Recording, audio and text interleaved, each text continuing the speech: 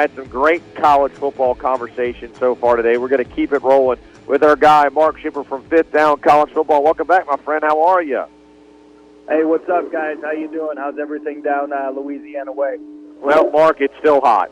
It might be close to October, but it's still summertime. But once we get below 90, it'll feel like a cold front, and people will have their pumpkin spice and their Uggs on in the fire soon. So hopefully we're close. But look, a ton to get into, and obviously I'm a big follower of yours on social media, and I think you kind of feel the same way that I do, and I think a lot of people out there do too. Some people would say you hate what's going on at Colorado.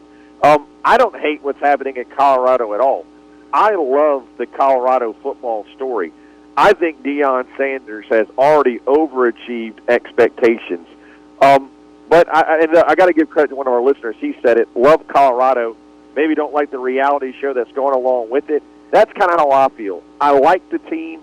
Some of the extracurricular stuff, it's not my cup of tea. However, one of the things, Mark, we cannot deny, because the ratings have shown it, we haven't seen really anything like the Prime effect, what Deion has done to Colorado and really college football when, if you think about it, a Colorado game has outdrawn Texas and Alabama and Notre Dame versus Ohio State. That is crazy to say out loud.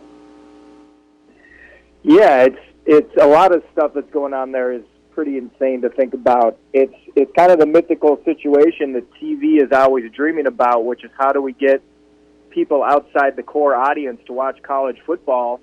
And the answer is get a brash NFL Hall of Famer who's transitioning into coaching to take over your program and win some big games. That's all you got to do. Yeah, I just don't know if there's a formula out there for anybody to kind of replicate it. No, it's been totally unique. Just like Prime Time is unique, or Coach Prime as he goes by now.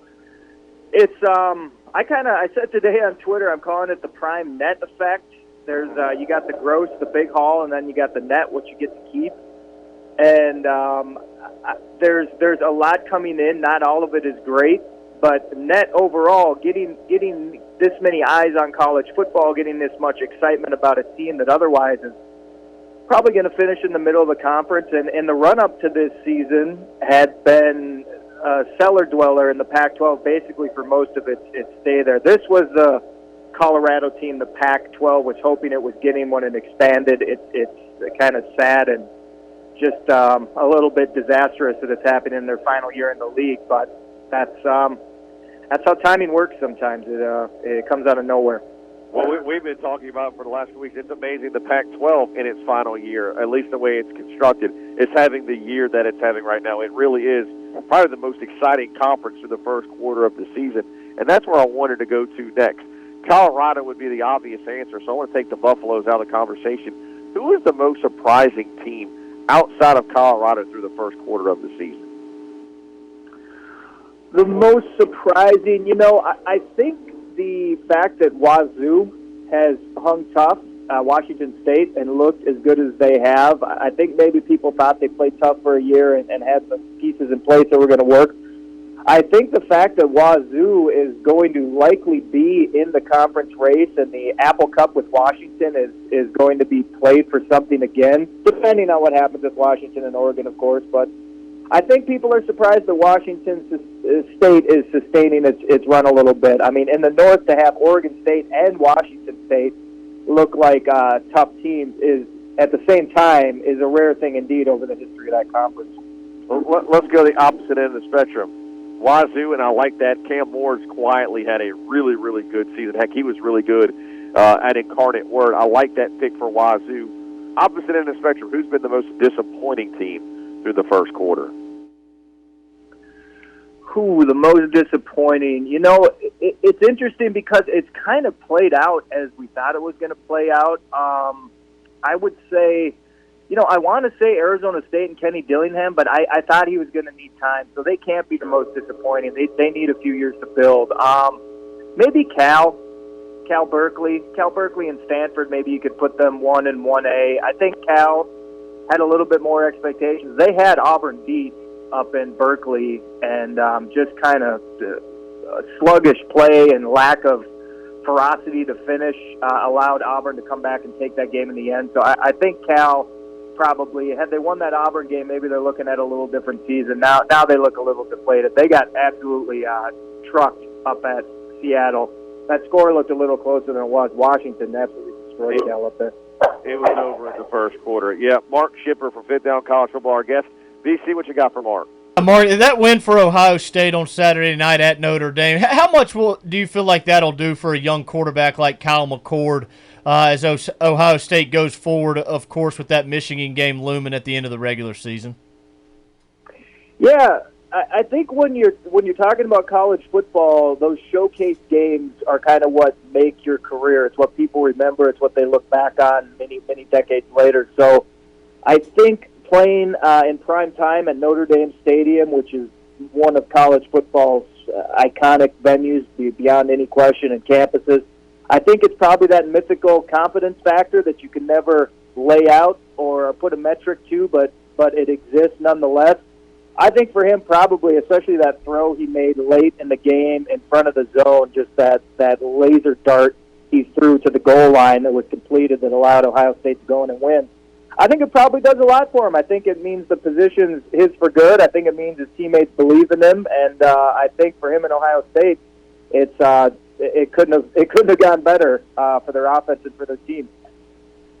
Mark, when Florida State beat LSU, I thought they were a slam dunk to win the ACC. I would still consider them the favorites. But this league currently, the ACC has the most undefeated teams. Obviously, they had the work cut out for them, and I think Clemson is still going to be a very, very good team before it's all said and done.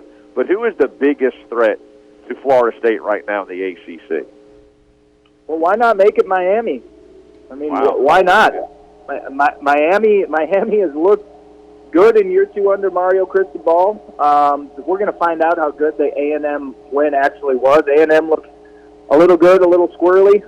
It's hard to tell. A&M as a team, I would say, could get better as the year goes on. So, back to Miami, Tyler Van Dyke, he's completing 76% of his passes. The schedule's been weak, but he's playing very well. They have a running back over 8 yards per carry. They have two more behind him at almost 7 and over 5. 3 wide receivers making plays, and the defense has been good to very good. So Miami's rolling right now, and maybe it's just me wanting to see Florida State Miami come down to the title because that's what was supposed to happen, but I think it could be Miami. Absolutely. You mentioned the Apple Cup. Well, one of it's because Wazoo's your surprise team, but how about Washington? I said this earlier. If there is a must-see team in college football through the first quarter, it's Washington, mainly because of Michael Penix and that offense, and it's filled with playmakers. Can they sustain this level through the entire season? Well, they'll come down a little bit in conference play. They've actually put up those numbers against some good teams and a conference team in Cal, but they'll come down a little bit, but not a lot. It's a lethal offense. When Washington hired Kalen DeBoer from Fresno State, I thought it was a masterful hire immediately. He brought Ryan Grubb with, his offensive coordinator. Grubb's been with him since Sioux Falls. So they've been together forever. They have absolutely dialed in what they want to do offensively, and if they have the guys who can run the system, yards and points, 50 a game so far, 593 yards a game. That's tops in the country. The only thing I could say that might slow it down is Penix. They throw the ball 60% of the time. They've been a good running offense, but they only run it 40% of the time. So if their quarterback goes down, and Penix has been hurt in the past, I hope he doesn't get hurt because he's fun to watch. But that could slow him down. But barring injury, they're going to be a lot to deal with, and I think they are a legitimate playoff contender. Crazy thing about this year, last one, Mark, is we haven't got out of September yet, and every team in the SEC West has a loss. That's pretty crazy to say out loud. If you had to pick a favorite to win it today, who would it be? Well, I think Alabama would be my number one favorite, and I think LSU would be behind them. But both teams have questions this year, right? Bama's defense has looked a little soft to me, and particular defensive backs, shockingly, have looked a little mediocre the last couple years. But you look at the numbers, Alabama's given up 13.5 points a game. So maybe they're not as bad as they never look bad, but maybe they're not quite as falling off the pace as I thought they had. Offense seems to be the question with them. Can they score? Can they outscore people? Can they make the big plays in the tight spots? But that's left to be. We'll find out. You know, with LSU, I think the defense is a concern. They're giving up quite a few points, a lot of third down conversions, and I believe they're like 11th to 14th in the SEC overall in defense. So LSU's got some defensive concerns.